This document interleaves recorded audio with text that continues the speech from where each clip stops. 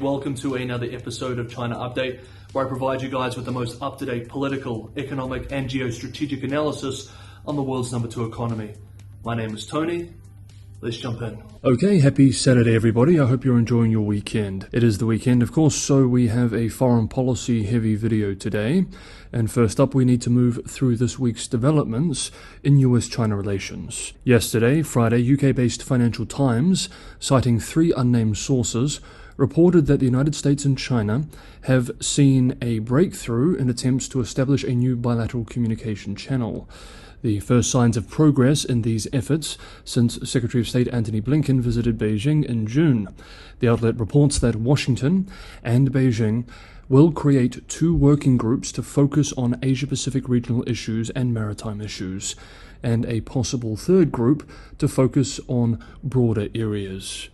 Quote, "This would be the first real progress in some years in recreating systematic, as opposed to ad hoc, communication on core issues. It's a very important way of reinforcing national security via clear diplomatic communication of intentions to a potential adversary for both deterrence and assurance." End quote.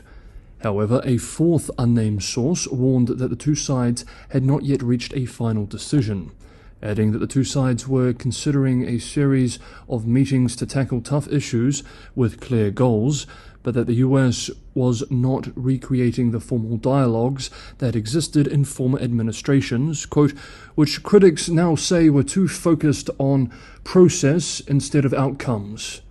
End quote. One such critic is US House China Chair Mike Gallagher, who described many of the old-style talk shops as zombie engagement. Ryan Hass, HASS, Foreign Policy Chair at the Brookings Institution and Fellow at the Paul Tsai China Center at Yale Law School, while recognizing these concerns, argues that these new communication mechanisms are not like the old formal talk shops of the past, and that the US has not given up anything for this progress, expressing, quote, "The US side has not conceded anything for the exchanges they have held with their Chinese counterparts. I expect that posture to continue." End quote. Meanwhile, new leaks suggest that US Secretary of Commerce Raimondo will likely travel to Beijing the week of August 21st, although the dates have not been finalized and could shift. US outlet Bloomberg reports, citing unnamed sources, that it's also still unclear what Raimondo could expect to deliver for US businesses, and that, quote, "The commerce chief is hesitant to go without knowing that the trip will yield positive outcomes for American firms." End quote. One likely deliverable from a Raimondo trip, the outlet reports, is a working group between her department and China's Commerce Ministry to discuss US export controls aimed at preventing cutting-edge American technology from being used by China's military. Meanwhile, yet more talks indicate that this month the White House will ask Congress to fund arms for Taiwan as part of a supplemental budget request for Ukraine, in an effort to speed up the supply of weapons to Taipei. UK-based Reuters reports, citing 2 unnamed sources, that the US Office of Management and Budget will include funding for Taiwan in a supplementary request. If passed by Congress, it would represent the first time that Taiwan would receive arms through the US taxpayer-funded foreign military financing system.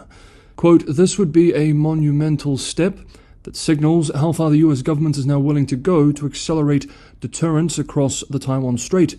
For decades, we have chosen to only sell Taiwan military equipment, but now we are seeing both the tools of drawdown authority and foreign military financing be deployed, just as they have been so successful in Ukraine." End quote.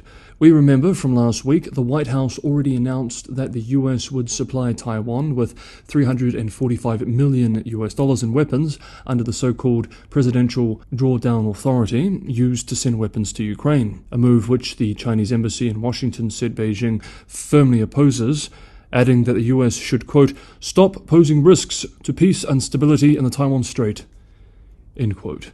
A spokesperson for Beijing's Taiwan Affairs Office of the State Council expressed the same day, quote, "These actions are turning Taiwan into a powder keg and exacerbating the risk of military conflict in the Taiwan Strait. If the DPP," here referring to the party in power in Taipei, "authorities continue on this path, the younger generation in Taiwan will only become cannon fodder."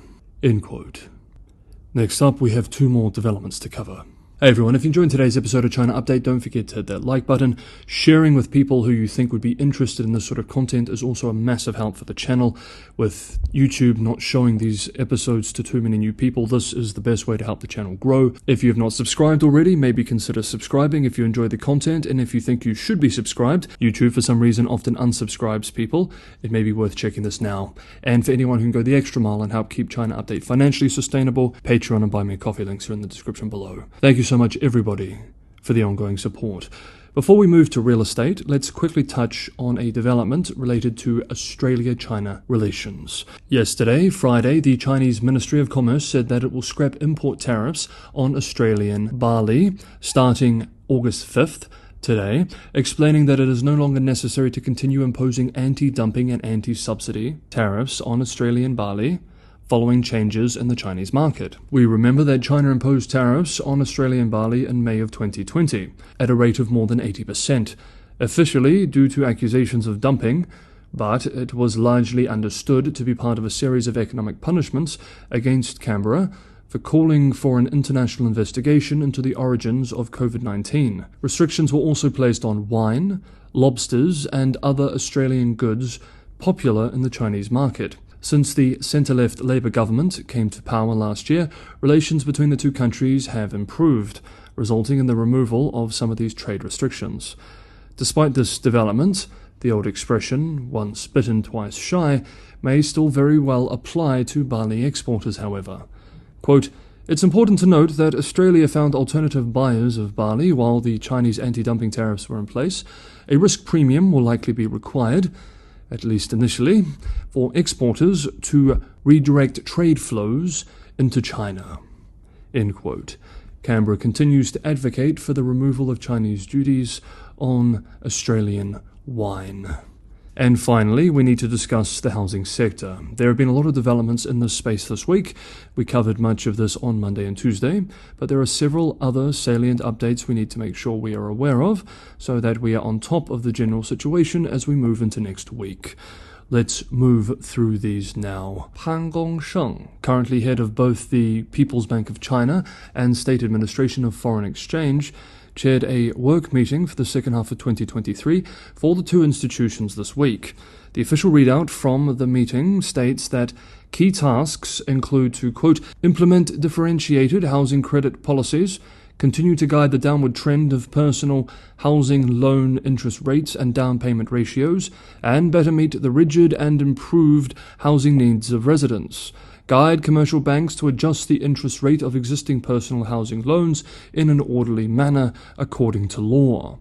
End quote. Chinese financial media outlet Yicai, writing on the signals from this meeting, quoted a market source as expressing, quote, "It thus seems that a rate cut for existing home mortgages is really coming." End quote. Early calculations by the outlet indicate that a 1% reduction in the current mortgage rate could result in less than 4 trillion yuan in payments for households per year. However, this, among many other systemic flow-on effects, will put more pressure on already financially squeezed banks. Meanwhile, in trading on Tuesday, shares in developer Country Garden Holdings fell as much as 11% in their biggest drop this year after the firm scrapped a primary share payment plan.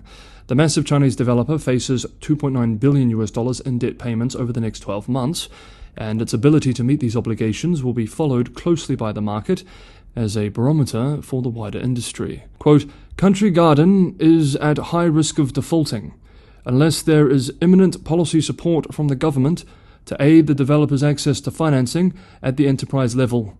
The serviceability of Country Garden hinges on the policy. Currently, it is uncertain if such support would come." End quote. Meanwhile, this week, consultancy China Real Estate Information Corp published its property sales numbers for the month of July. According to the numbers, in July, new property sales by China's 100 biggest property developers totaled 350.4 billion yuan, approximately $50 billion, down 33.1% year-on-year and 33.5% month-on-month. Total sales in the first 7 months of this year dropped 4.7% from a year earlier to 3.4 trillion yuan. In the 30 major cities the body tracks, property supply by floor space dropped 44%. In the same 30 major cities, property sales by floor space plunged 32% month-on-month. The China Real Estate Information Corp report argues that this decline was due to low consumer confidence in purchasing homes caused by, quote, uncertainties in deliveries, shrinking personal incomes, and declining home prices, end quote. Chinese financial media outlet Caixin writes that some developers do not have the land reserves to start new projects. Quote, that means when all the current projects are completed and sold, they will not have a stream of new projects, end quote. Another analyst expressed that new projects and activities are, quote, so close to collapse, end quote. China Index Academy also published its July report this week. According to their numbers, in July, home prices among the 100 cities being monitored continued to slide. Second-hand home prices declined for 15 consecutive months. In first-tier cities like Beijing and Shanghai, new home prices in July rose by just 0.02% month-on-month, while new home prices in second-tier, third-tier and fourth-tier cities month-on-month all extended their declines. Okay, that is today's episode of China Update. Thank you so much everybody for watching. Have a wonderful Saturday, have a lovely weekend, and I will see you all on Monday.